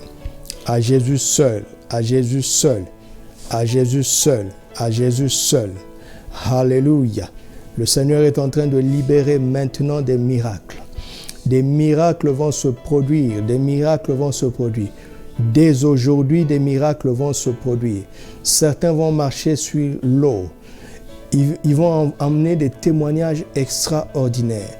Quand vous allez vous retrouver, plusieurs vont raconter des témoignages extraordinaires. Des exploits. Certains vont recevoir des bénédictions étonnantes dans ce temps difficile. Ils auront des témoignages étonnants. Parce que c'est ce que le Seigneur est en train de faire. C'est ce qu'il est en train de faire. Mais d'autres auront l'impression de ne pas avoir de témoignages extraordinaires. Mais ils vont voir qu'ils avancent malgré tout.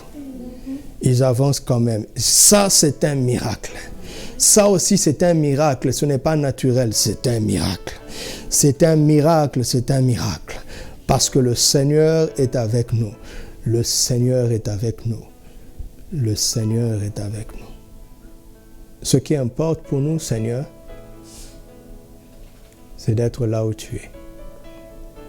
Ce qui importe pour nous, Seigneur, c'est de te suivre. Ce qui importe pour nous, Seigneur, c'est d'entendre ta voix, ton appel, et de venir à toi, et de revenir à toi. Pardonne-nous, Seigneur, parce que nous sommes tes disciples. Mais bien souvent, nous avons eu le même comportement et les mêmes intérêts que la foule. Pardonne-nous, Seigneur. Pardonne-nous. Ce n'est pas normal que nous ayons les mêmes intérêts que la foule. La foule s'est intéressée au pain, plus au pain qu'à toi. Et étonnamment, parfois nous aussi, tes serviteurs, nous nous intéressons plus au pain qu'à toi, comme la foule. Nous nous intéressons plus au succès qu'à toi, comme la foule. Nous aimons la popularité, comme la foule. Pour cela, je te demande pardon. Pardonne-nous d'avoir mis autre chose au-dessus de ta présence. Pardonne-nous d'avoir souvent eu peur d'être minoritaire, d'être seul avec toi. Nous avons préféré la compagnie des moqueurs. Nous avons préféré la compagnie des hypocrites. Nous avons préféré la compagnie de la majorité. Nous n'avons pas privilégié ta présence. Nous t'avons invité dans ce que nous faisons sans te mettre au centre. Pardonne-nous, Seigneur. Pardonne-nous, Seigneur. Et dans ce temps que tu nous as donné, accorde-nous la grâce de pratiquer réellement ta présence et de veiller pendant ce temps de la nuit. Seigneur, nous avons beaucoup ramé sans de réels résultats. Nous sommes fatigués. Nous nous abandonnons à toi. Montre-nous comment faire. Montre-nous, Seigneur. Montre-nous comment mieux te représenter dans cette génération. Seigneur, que ta présence revienne au centre de nos vies, au centre de l'Église. Que ta présence revienne au centre, Seigneur. Au centre. Au centre, Seigneur. Que ta présence revienne au centre. Oh, merci Jésus. Que toute la gloire te revienne. Que toute la gloire te revienne. Tu es véritablement le Fils de Dieu. Tu es le Seigneur et le Christ. Tu es celui qui sauve. Tu es le Seigneur qui sauve. Tu es le Christ qui vivifie. À toi toute la gloire. À toi l'honneur. À toi l'adoration, à toi la louange, à toi le règne, à toi la puissance, au siècle des siècles. Au siècle des siècles. Alléluia.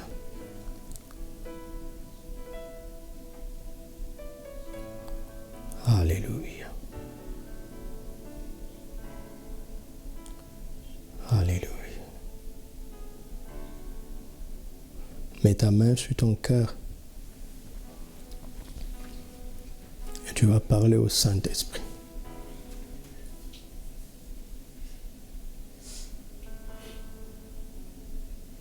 Demande-lui de mettre dans ton cœur un amour de la présence de Dieu que tu n'as jamais expérimenté. Vas-y, fais cette prière. Mets dans mon cœur un amour de la présence de Dieu que je n'ai jamais expérimenté. Que je ne vois pas le temps passer quand je me tiens dans sa présence. Que je ne vois pas le temps passer quand je me tiens dans sa présence. Quand je me tiens dans ta présence au Saint-Esprit, avec les Saintes Écritures ouvertes, seul avec toi, que je ne vois pas le temps passer. Saint-Esprit, aide-moi à aimer cela, à aimer cela. Que ce ne soit plus un devoir, mais un plaisir, un bonheur de rester dans ta présence et de t'écouter me parler. Que cet amour surnaturel vienne dans ma vie au nom de Jésus. Plus que tout ce que j'ai expérimenté jusque-là. Que cela soit ton partage maintenant au nom de Jésus. Reçois cette grâce maintenant au nom de Jésus. Cette grâce est libérée maintenant. Tout cœur ouvert le reçoit maintenant au nom de Jésus. Cette grâce est libérée. Cette grâce est libérée. Cette grâce est libérée. Tout cœur ouvert le reçoit maintenant. Oh, alléluia. Cette grâce est libérée. Cette grâce est libérée. Tout cœur ouvert la reçoit maintenant au nom de Jésus. Au nom de Jésus. Au nom de Jésus. Une dernière direction de prière en ce jour. Tu vas demander encore au Saint-Esprit la grâce, comme Jésus, de ne pas céder à toutes les distractions et les pressions qui veulent abréger ce temps de communion.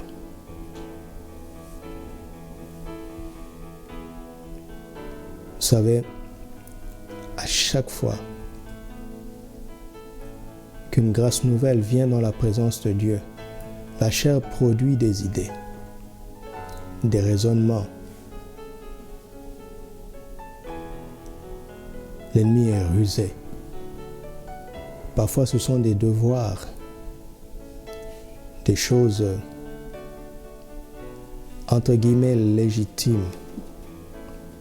Je vois Jésus sur la montagne,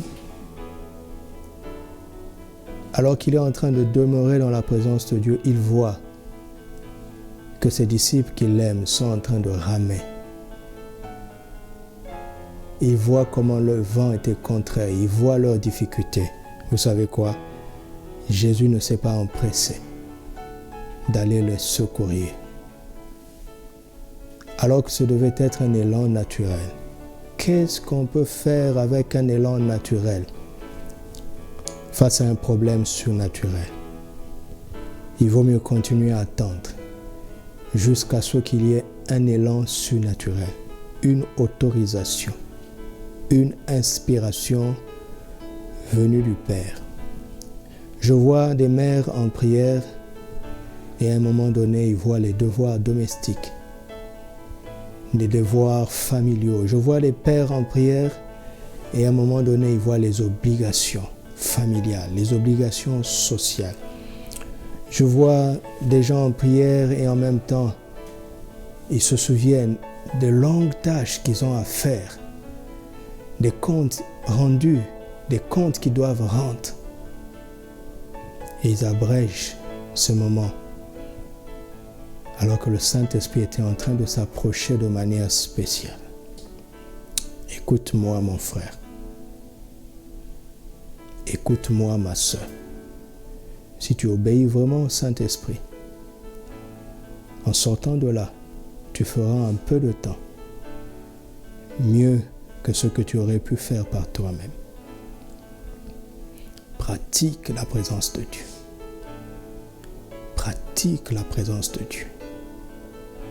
Et ne te laisse pas distraire. Père, au nom de Jésus, je prends autorité contre les distractions récurrentes. Je vois des distractions récurrentes. Ce sont toujours les mêmes choses qui reviennent. Les mêmes idées qui reviennent. Les mêmes questions qui se posent. Parfois même les mêmes problèmes qui se posent. Maintenant, je brise ces cycles au nom de Jésus. Je brise ces stratégies. Satan, tu seras obligé de trouver d'autres stratégies parce que ceux qui marchaient jusque-là, l'heure est arrivée pour que cela ne marche plus. J'annule maintenant tout plan de l'ennemi qui marchait contre ta vie de prière.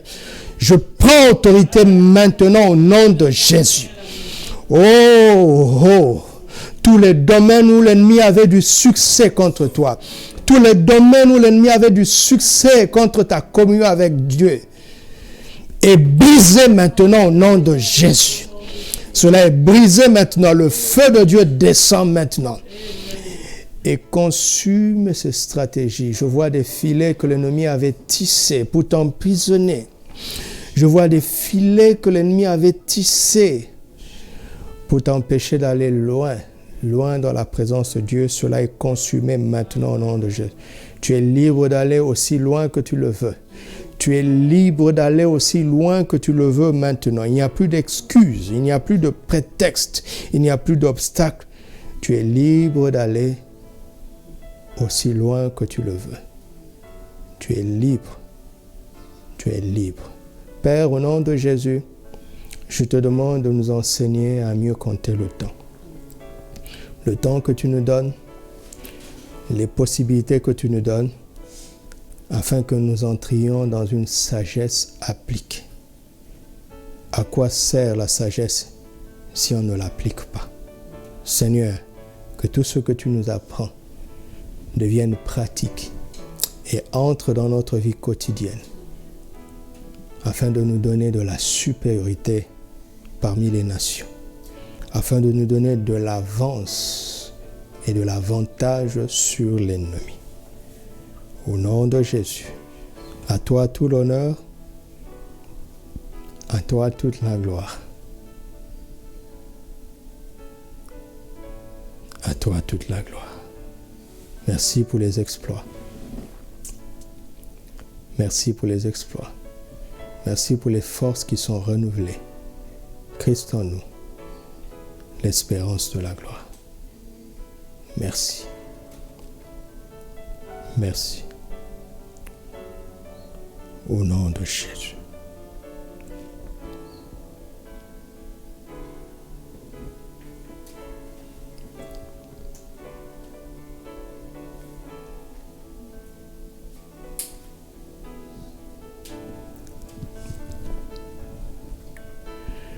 Bénissez le Seigneur,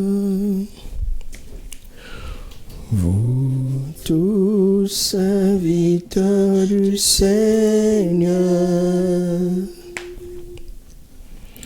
qui vous tenez dans la maison de Dieu, durant les heures de la nuit.